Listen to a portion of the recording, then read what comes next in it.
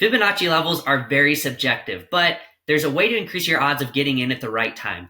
The Fibonacci retracement tool shouldn't be used alone, just like the Japanese candlestick shouldn't be used alone, or just support and resistance shouldn't be used alone.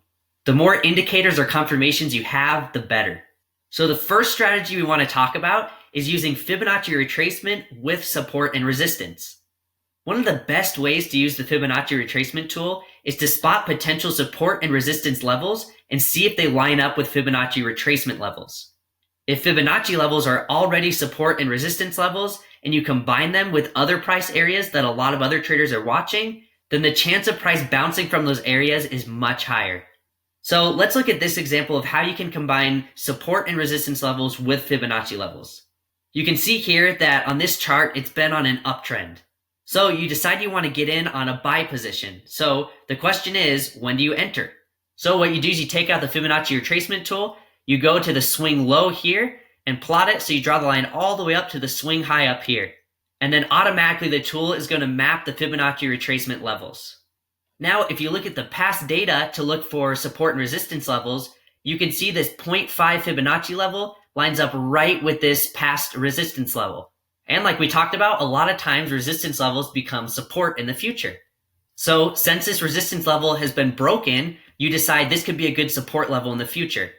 So guess what? If you had waited for the market to get down to this 0.5 Fibonacci level, right on this past resistance, now future support level, guess what would have happened? You can see here it came all the way down to this level and touched it. And if you had placed a buy trade down here, you would have made a lot of profit.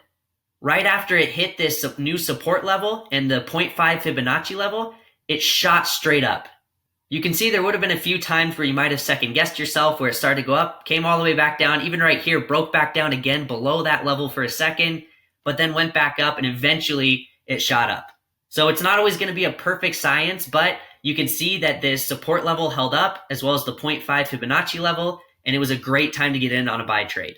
So having, in this case, a support level match up with the Fibonacci level, that's two confirmations, two indicators that price is going to bounce off of here and continue up in the current trend. Like I said, there are no guarantees. The market could do anything at any time. There's no guarantee that price is going to bounce off of these Fibonacci levels, even if they match up with support or resistance levels, but it's always going to increase your odds. And remember, trading is all about probabilities. It's all about increasing the probability that you're going to win a trade and decreasing the probability that you're going to lose a trade. That way you win more than you lose and you come out profitable in the market. Hey, thanks so much for watching. Make sure you join our free Discord channel to get access to all the cheat sheets and a bunch of other cool bonuses. The next video in the course is right here.